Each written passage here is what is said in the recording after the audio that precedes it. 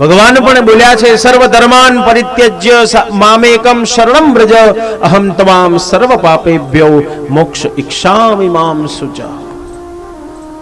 ગીતામાં ભગવાન બોલ્યા છે, આ બધું જ છોડી અને મારા શરણમાં આવી જાઓ તો તમારું રક્ષણ અને પોષણ કરનારો હું બેઠો છું. પણ આપણને તો ભગવાન જે બોલ્યા છે એમાંય વિશ્વાસ નથી આવતો. કેટલાક તો એની પરીક્ષા કરવા જાય છે. ભગવાન સાચું બોલ્યા છે ખોટું બોલ્યા છે ખબર કેવી રીતે પડે? ઈશ્વર જે બોલ્યા છે સત્ય જ બોલ્યા છે, પણ આપણને વિશ્વાસ નથી આવતો. એટલે પાછા કેટલાક એમાં મૂંઝવાય છે કે ભાઈ વિશ્વાસ મૂકવો જોઈએ ના મૂકવો જોઈએ, ભગવાન બોલ્યા છે સાચું બોલ્યા છે ખોટું બોલ્યા છે. એક ભાઈ રોજ મંદિરમાં દર્શન કરવા જાય ને મંદિરમાં દિવાલો ઉપર ગીતાના અલગ અલગ શ્લોક, એમાં આ શ્લોક લખ્યો છે, સર્વ ધર્માન પરિત્યજ્ય મામેકમ શરણમ વ્રજ અહમ તમામ સર્વ પાપેભ્યો મોક્ષ ઇક્ષામિ મામ શુચ. બધું જ છોડી મારા શરણમાં આવી જાઓ, તમારું રક્ષણ અને પોષણ કરનારો હું બેઠો છું. ભગવાન કહે છે, પણ પેલો ભાઈ રોજ આ શ્લોક વાંચે પણ એને વિશ્વાસ જાગે નહીં કે ભગવાન સાચું બોલ્યા છે. એટલે એને વિચાર્યું કે લાવો આપણે ભગવાનની પરીક્ષા કરીએ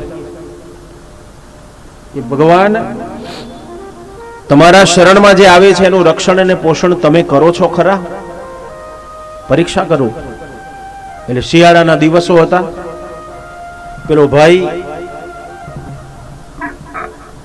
સવારનો વહેલી સવારે જંગલમાં જતો રહ્યો, હાથમાં માળા લઈને ઝાડ ઉપર ચડી ગયો. આખો દિવસ માળા કરી. પેલો વિચારે કે ભગવાન આવશે તો ખરા ને, હું ભૂખ્યો ને તરસ્યો બેસી રહ્યો છું, અહીંયા ભગવાનનું નામ લઉં છું તો ભગવાન કંઈક તો મને આપવા આવશે, કંઈક ભોજન લઈને આવશે, કંઈક પ્રસાદ લઈને આવશે. કારણ પરીક્ષા કરવી છે ભગવાન સાચું બોલે છે કે ખોટું. સવારનો ઝાડ ઉપર બેઠો બેઠો માળા કરે છે. સવારની સાંજ પડી પણ કોઈ કશું આલવા આવ્યું નહીં. પેલો આખો દિવસ ભૂખ્યો ને તરસ્યો ઝાડ ઉપર બેસી રહ્યો, માળા કરતો રહ્યો અને ગુસ્સો આવ્યો, ભગવાન ખોટું બોલે છે આ બધું. જોને સવારનો માળા લઈને ઝાડ ઉપર બેઠો છું પણ પાણી એ કોઈ આલવા નથી આવતું. જમવાનું તો બહુ દૂરની વાત છે, પણ ઘૂંટો પાણી એ પીવડાવ કોઈ નથી આવ્યું. કાલ સવારે જઈ મંદિરમાં જઈને શ્લોકની આગળ ચોકડી મારી દઉં, ભગવાન ખોટું બોલે છે. રાત્રિનો સમય થયો, અડધી રાત્રિ થઈ. ઠંડો પવન ફૂંકાઈ રહ્યો છે. પેલો ઝાડ ઉપર સવારનો ભૂખ્યો ને તરસ્યો બેસી રહ્યો છે.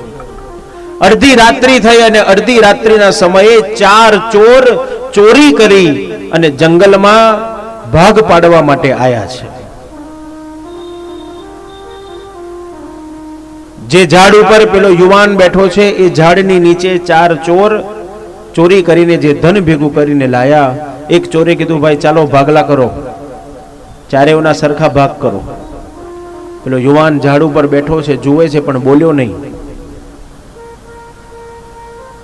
એમાં એક ચોર ચોરી કરતા કરતા રસોડામાં ગયો હશે અને શિયાળાના સરસ દિવસો ચાલે છે એટલે એમણે સારા સારા વસાણા બનાવ્યા હશે.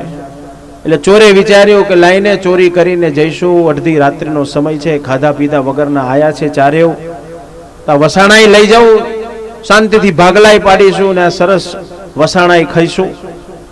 એટલે વસાણાઈ જોડે ચોરીને લાયો હતો.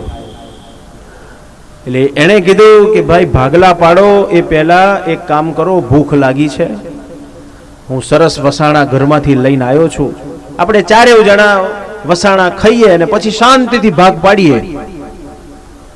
પેલો યુવાન ઝાડ ઉપર બેઠો બેઠો બધું સાંભળે છે પણ બોલ્યો કશું નહીં, કારણ ખબર છે જો હું બોલીશ તો હમણાં બેથી પાક પડશે.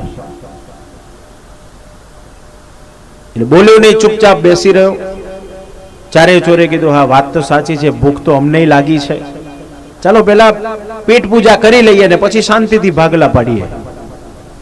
એમાં એક ચોરે એમ કહ્યું કે રખે કદાચ આ વસાણામાં ઝેર હોય તો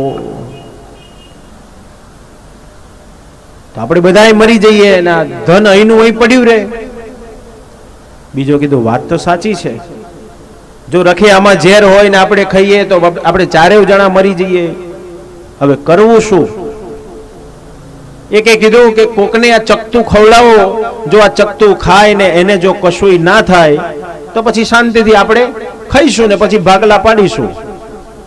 હવે આજુબાજુ એવો કોઈ દેખાતોય નથી કે જેને આ એકાદ ચકતું ખવડાવે. અને ત્યાં ભગવાને લીલા કરી. ઠંડો શીતળ પવન આવ્યો અને પવન આવતાની સાથે પેલો આખા દિવસનો ભૂખ્યો ને તરસ્યો ઝાડ ઉપર જે બેસી રહેલો એ ઠંડો પવન આવતાની સાથે ઠંડીમાં થરથર ધ્રુજવા લાગ્યો અને થરથર ધ્રુજતા ડાળખાનો અવાજ આવ્યો. ચોરના કાનમાં અવાજ ગયો, એ કોઈ આવે છે જો. આજુબાજુ બેટરીઓ મારી પણ કોઈ દેખાયું નહીં. થોડી વાર પછી ફરી ઠંડો પવન આવ્યો. ફરી ઠંડીના પવનમાં પેલો ઝાડ ઉપર ભૂખ્યો ને તરસ્યો બેસી રહેલો થરથર ધ્રુજવા લાગ્યો. ફરી પાંદડા હલ્યા, ડાળખા હલ્યા, ફરી અવાજ આવ્યો. ચોરે ફરી અવાજ સાંભળ્યો અને આ વખતે ચોરે જે બાજુથી અવાજ આવે છે ત્યાં બેટરી મારી. ચોરે વિચાર્યું અવાજ ક્યાંથી આવે છે? આ ઝાડ ઉપરથી આવે છે. બેટરી મારી, પેલાને બેઠેલો જોયો. ચોરે કીધું એ નીચે ઉતર. પેલો કે ના, નીચે ના ઉતરું. કારણ એને તો પરીક્ષા કરવી છે કે ભગવાન આવીને ખવડાવે છે ખરો. એટલે એને કીધું નીચે ના ઉતરું.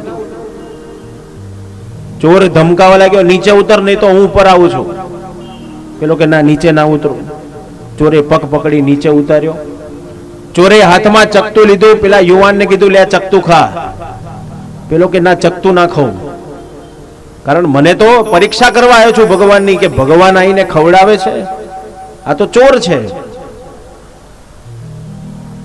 પેલો યુવાન કે ના, ચકતું નાખો.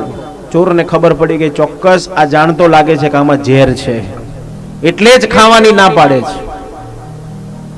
ચોર સમજાવે લે ચકતું ખા, પેલો ના પાડે ના, ચકતું ના ખાવું.